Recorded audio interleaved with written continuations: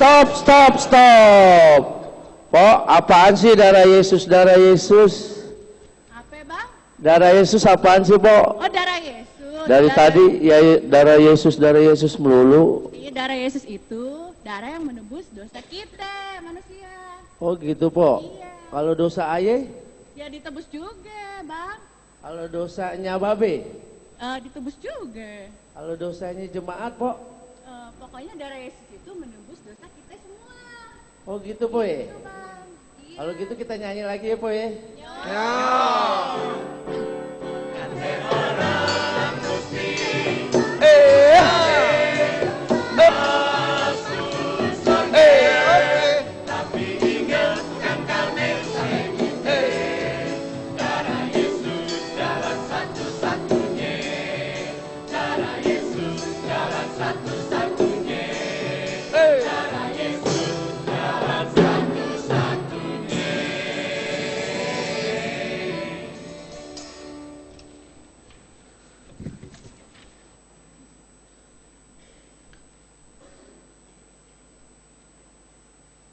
Mari sekarang kita masuk pada pemberitaan firman, saudara-saudara.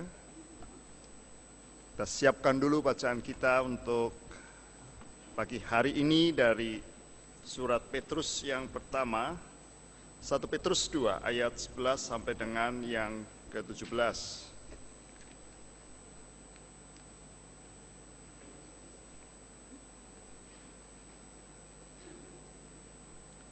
Satu Petrus 2 ayat 11 sampai dengan 17. Biarkan Alkitab saudara terbuka, mari kita berdoa. Bapa Surgawi, sekarang kami akan mendengarkan sabda-Mu Tuhan. Jika kami akan mendengarkan firman-Mu, oh Bapa, penuhilah kami dengan roh-Mu. Lembutkanlah hati kami yang seringkali keras, supaya kami dapat sungguh-sungguh mengalami sukacita bersama dengan Tuhan yang hadir di tengah dan bersama kami di dalam sabda-Mu itu. Pertajamkanlah pikiran kami yang kerap kali tumpul, agar kami dalam keterbatasan kami oleh pertolongan-Mu dapat memahami kebenaran yang Tuhan mau sampaikan kepada kami.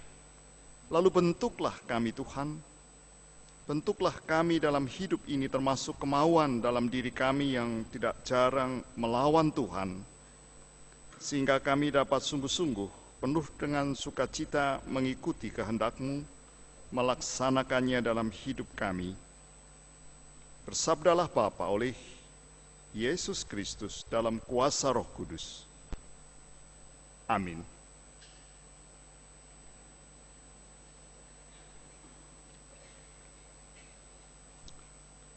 Saudara-saudaraku yang terkasih, aku menasihati kamu, supaya sebagai pendatang dan perantau kamu menjauhkan diri dari keinginan-keinginan daging yang berjuang melawan jiwa.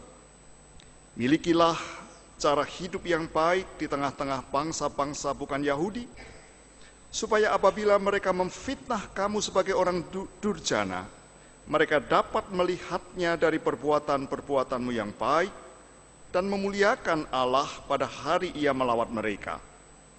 Tunduklah karena Allah kepada semua lembaga manusia, baik kepada raja sebagai pemegang kekuasaan yang tertinggi, maupun kepada wali-wali yang diutusnya untuk menghukum orang-orang yang berbuat jahat dan menghormati orang-orang yang berbuat baik. Sebab inilah kehendak Allah, yaitu supaya dengan berbuat baik, kamu membungkamkan kepicikan orang-orang yang bodoh. Hiduplah sebagai orang merdeka, dan bukan seperti mereka yang menyalahgunakan kemerdekaan itu untuk menyelubungi kejahatan-kejahatan mereka. Tetapi hiduplah sebagai hamba Allah. Hormatilah semua orang, kasihilah saudara-saudaramu, takutlah akan Allah. Hormatilah Raja. Yang berbahagia adalah mereka yang mendengarkan firman Tuhan serta memeliharanya. Haleluya. Haleluya.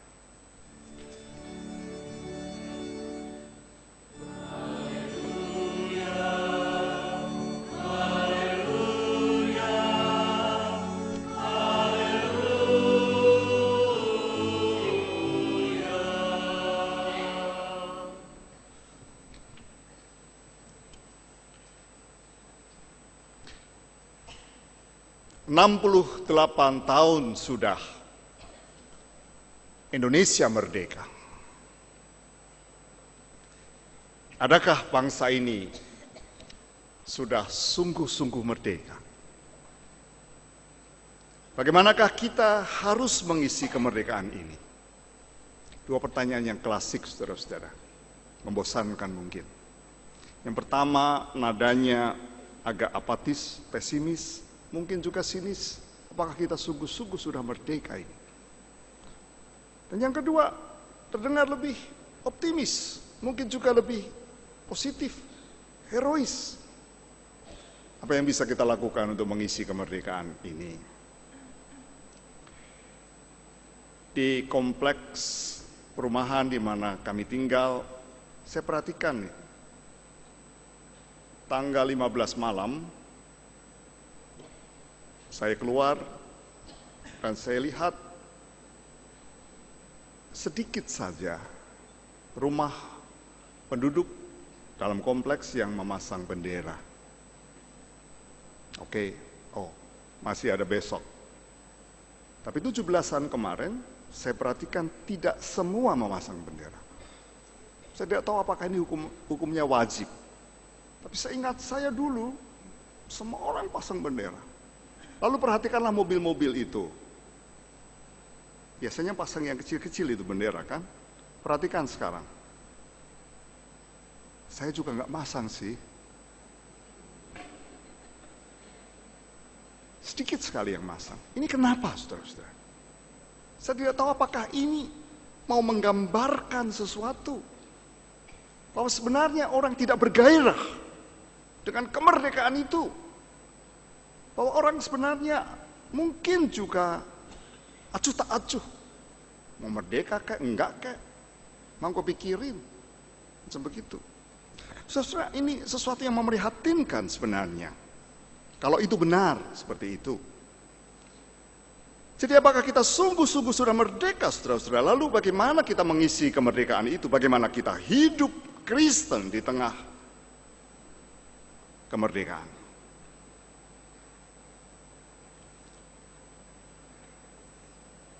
Hiduplah sebagai orang merdeka. Dan bukan seperti mereka yang menyalahgunakan kemerdekaan itu untuk menyelubungi kejahatan-kejahatan mereka, tetapi hiduplah sebagai hamba Allah. Yang kita dengar tadi dari 1 Petrus 2 ayat 16. Hal kemerdekaan itu, saudara-saudara, mesti kita tempatkan, kita dasarkan pada pemahaman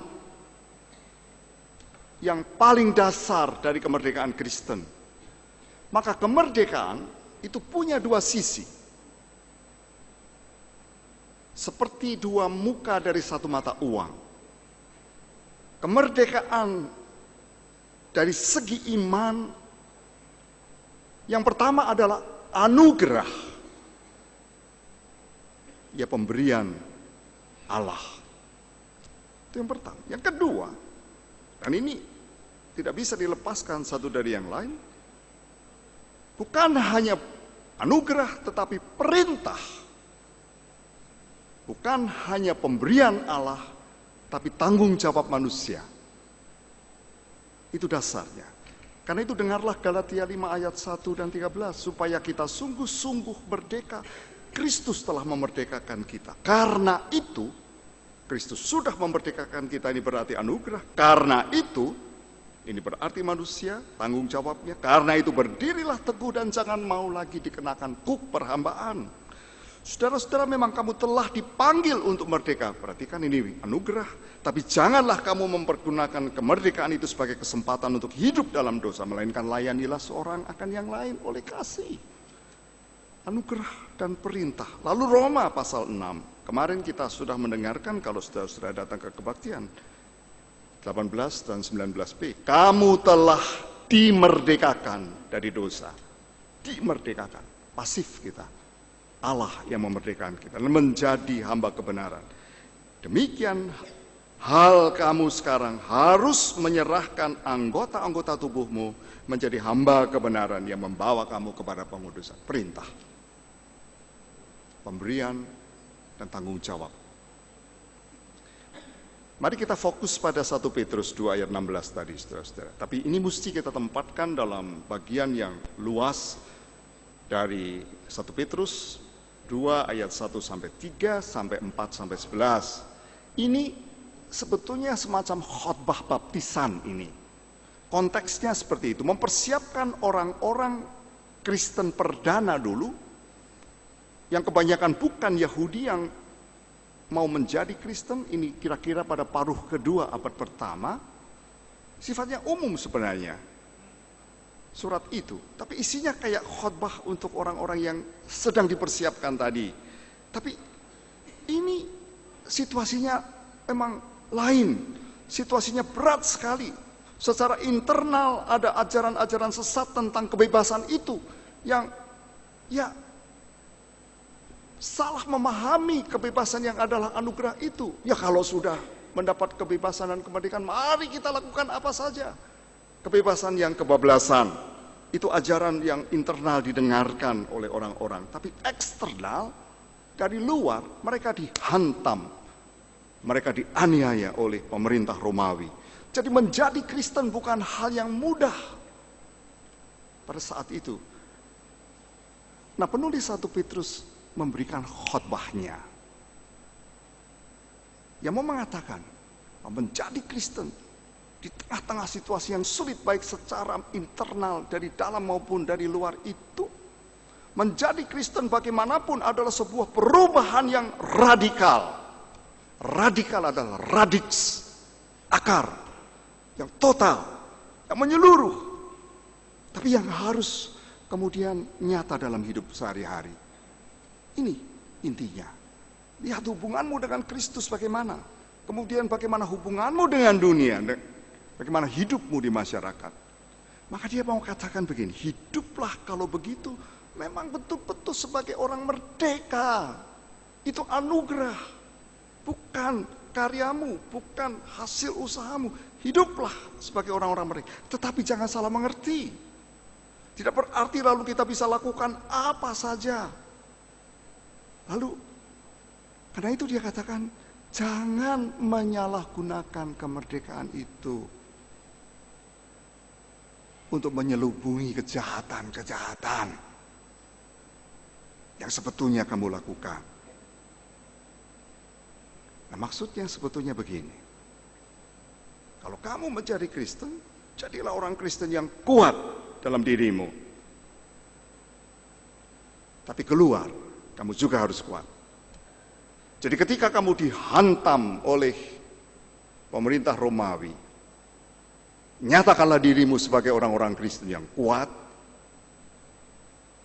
Tapi itu bisa kamu lakukan kalau kamu sungguh-sungguh menjadi Kristen.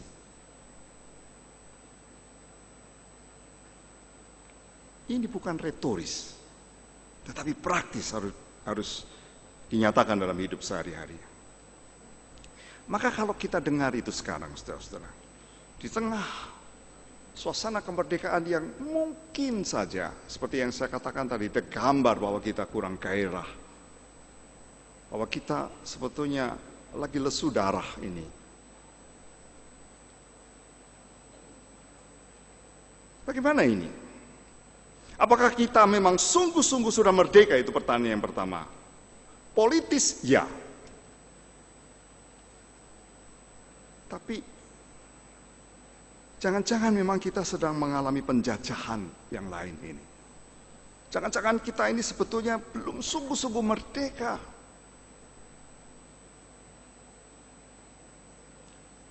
Penjajahan bentuk apa? Ada penjajah yang sekarang sedang menguasai kita. Bentuknya ide, tapi bentuknya adalah orang-orang yang melakukan ide itu, yaitu korupsi. Korupsi adalah bentuk penjajahan sebetulnya. Kuasa yang sedang mencengkeram kita, menghancurkan hidup kita. Luar biasa ini. Kita belum merdeka, saudara-saudara, selama korupsi masih menguasai negeri ini. Dan situasi sangat krisis sekarang sebenarnya. Saya tidak tahu apakah saudara pernah memerhatikan bahwa Transparency International menempatkan Indonesia sebagai negara di antara 174 menjadi negara yang ke-118 sebagai negara yang paling korup di dunia ini. Ini penelitian. Tapi sebetulnya kita lihat, kita dijejali betul sekarang dengan berita-berita dan kenyataan. Dan berita itu menunjukkan adanya kenyataan bahwa memang luar biasa sekarang. Korupsi itu sudah menjadi budaya sebenarnya. Dan budaya negatif.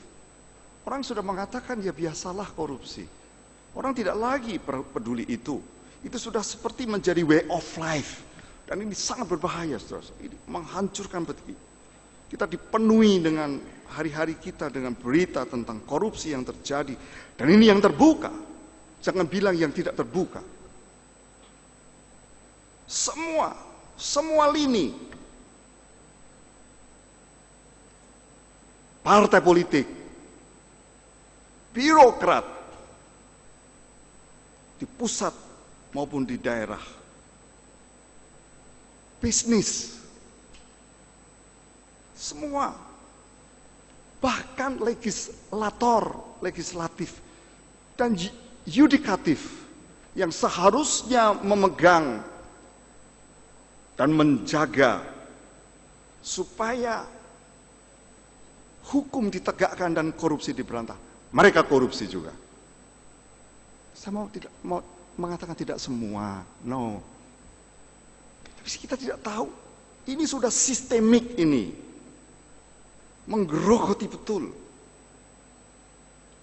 Dan ini menghancurkan kehidupan. Selama ini masih ada di bumi Indonesia, kita masih dijajah.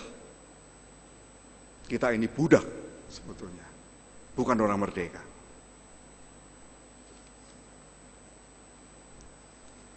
Lalu bagaimana? KPK, Komisi Pemberantasan Korupsi. Saya rasa kita, dan saya termasuk orang yang sangat mengapresiasi dan sangat mendukung, bahwa memang ada pencegahan dan pemberantasan yang struktural sifatnya. Dan itu dilakukan. Terseok-seok sekarang, saya tidak tahu penyidik KPK itu katanya cuma kurang dari 100 sekarang.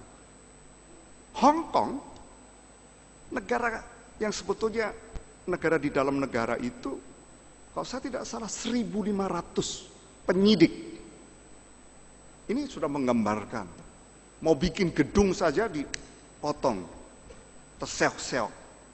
Jadi juga tidak ada niat yang sungguh-sungguh menurut saya. Maaf kalau saya keliru.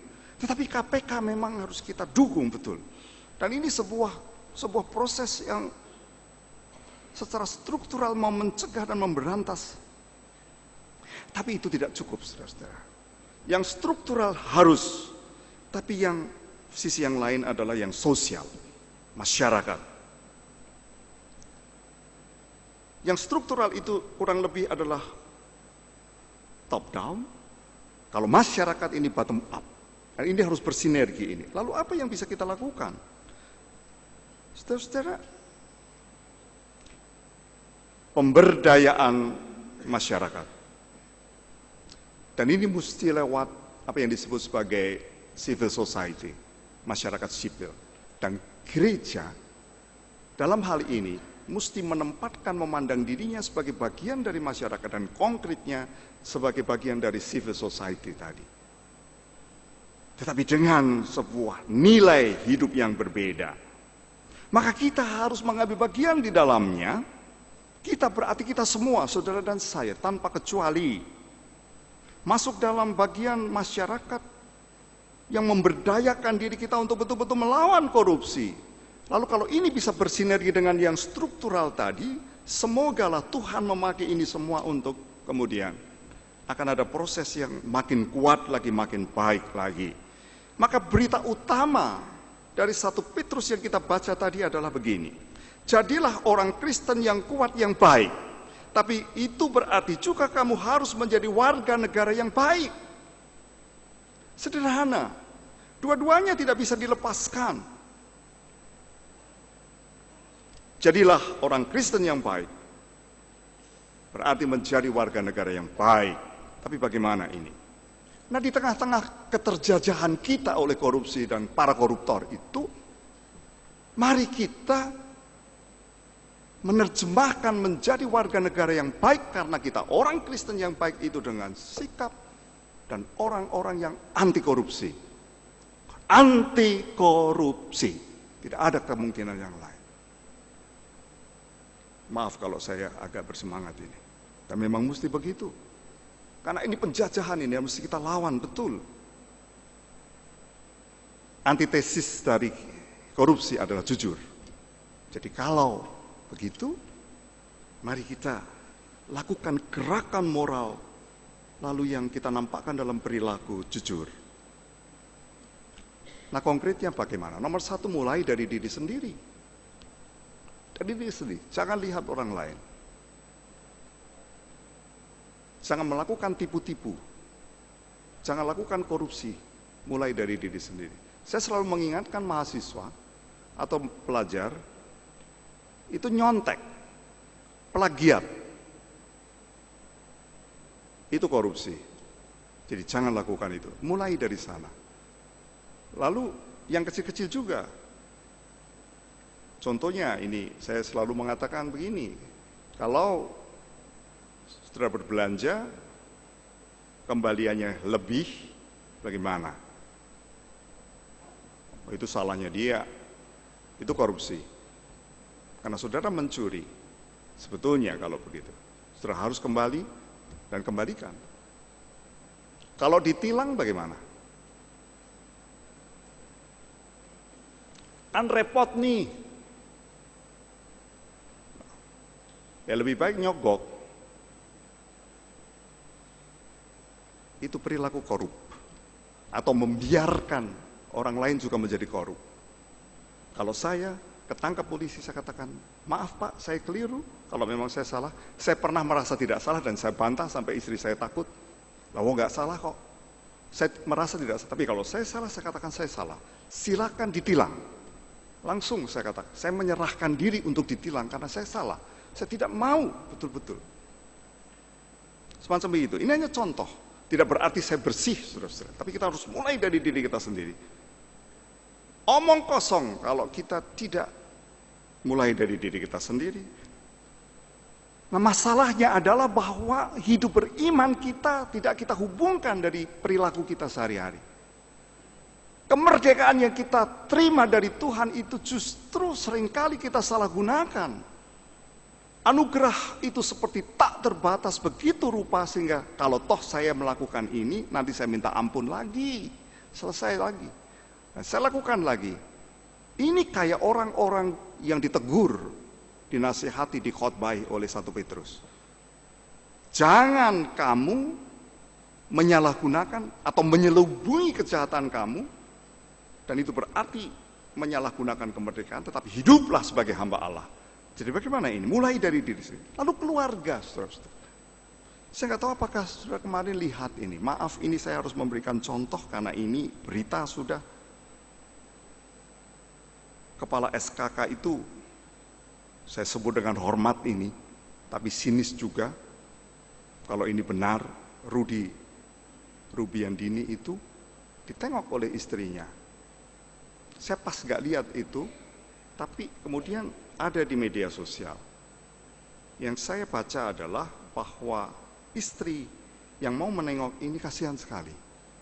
Dia menangis, dia tutup muka atau apa, tunduk, lalu diledek. Meledek sebetulnya ada pertanyaan, bagaimana ini?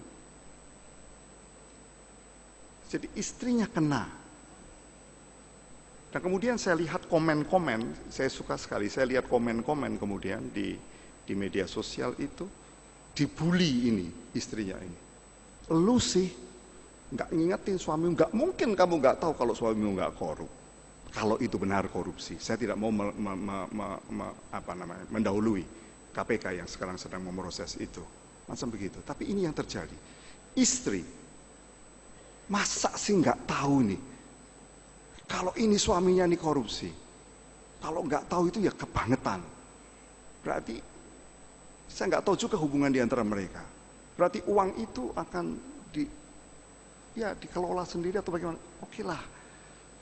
Yang saya mau katakan apa? Jangan saling mendukung untuk menyembunyikan, menyelubungi kejahatan. Itu tadi. Itu kalau suami. Istri bisa nggak korup? Ya bisa, sama saja.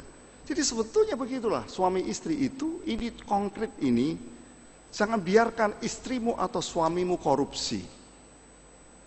Tegur, tolak. Masa begitu? Berantem nanti. Mending berantem kalau begitu, karena apa? Karena kalau kita mau berpegang pada firman Tuhan ini, mending saya berantem. Tapi saya lebih taat pada Tuhan daripada kepada membiarkan istri atau suami saya melakukan itu. Semacam itu. Tidak mudah.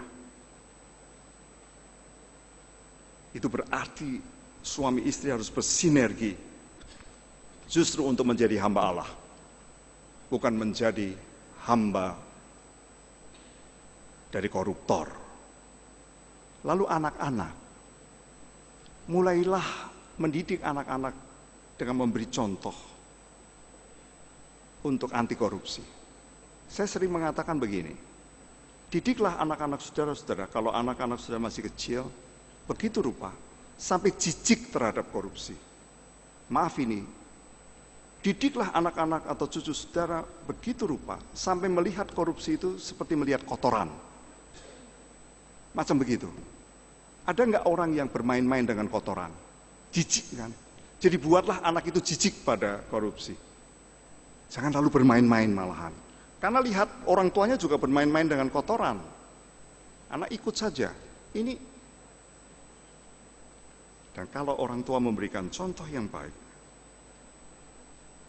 hidup jujur kayak apapun, pelan-pelan mereka akan tahu bahwa korupsi adalah menjijikkan.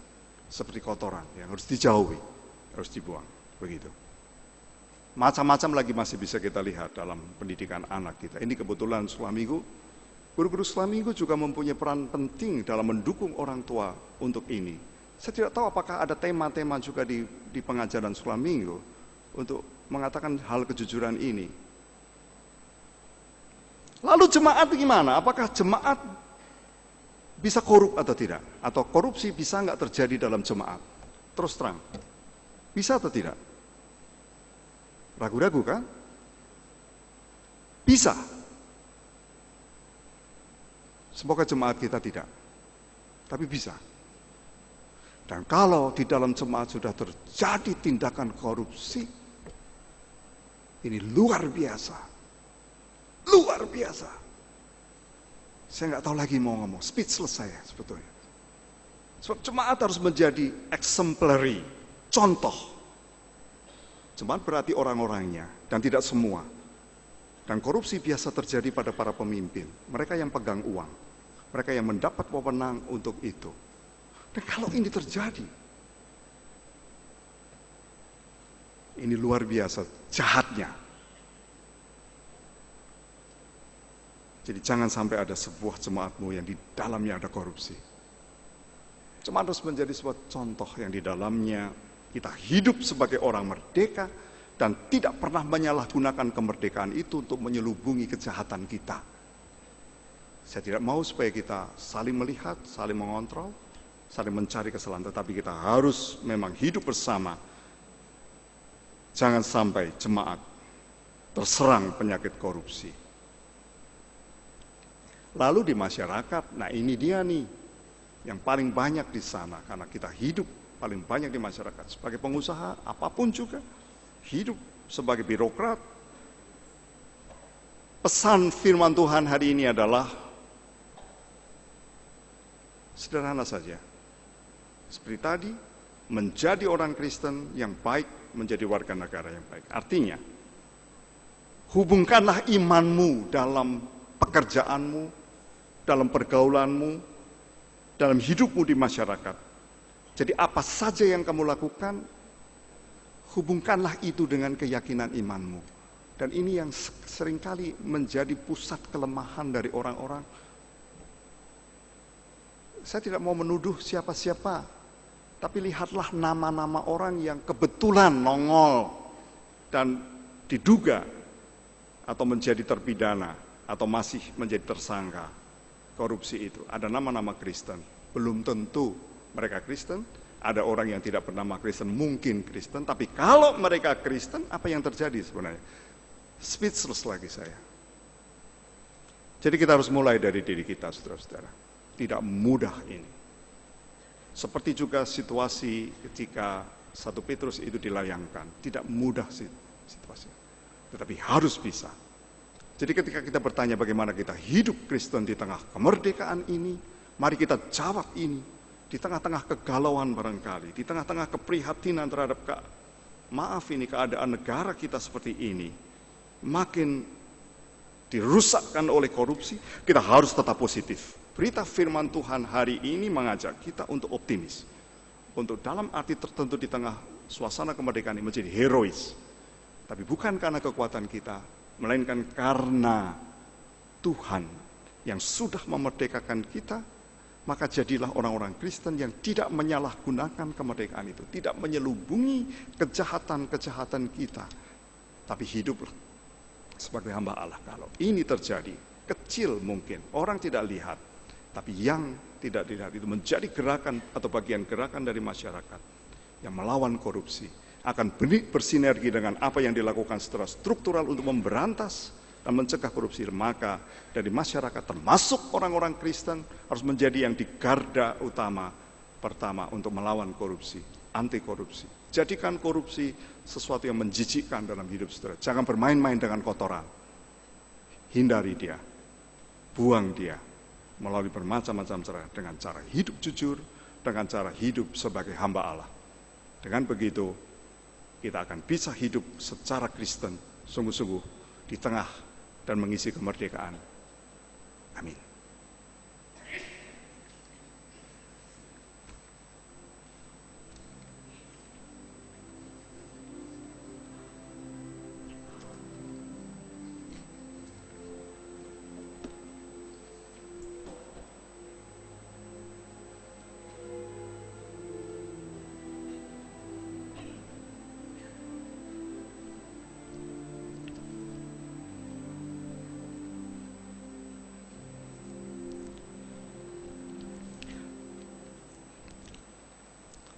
Hari ini memang bertumpuk-tumpuk ini, macam-macam yang Betawi, bulan seni, tapi juga guru-guru sekolah minggu hadir di tengah kita. Mereka membetawikan diri mereka juga. Tapi mereka memang khusus ada di tengah-tengah kita. Mestinya ada anak-anak, tapi ini mungkin terlalu pagi, mereka tidak hadir bersama dengan kita. Mereka akan menyanyi bersama dengan kita, semesta bernyanyi. Tapi sebelum itu, mereka mau lakukan sesuatu ini. Ada sesuatu yang mau disampaikan, diutarakan, diungkapkan oleh mereka sebagai ekspresi sukacita dan ucapan syukur karena Tuhan telah memimpin mereka dalam pelayanan di sekolah minggu sampai sekarang ini. Tapi juga mereka dengan cara ini mau memanggil, mengajak saudara-saudara dari jemaat untuk menjadi guru sekolah minggu atau mendukung pelayanan di sekolah minggu dengan bermacam-macam cara. Lihatlah ini. Mereka akan menyampaikan tanda syukur, tanda kasih, mungkin tidak kepada semua orang, simbolis saja. Terimalah itu. Oh, saya terima juga. Ya, boleh saya ditolong?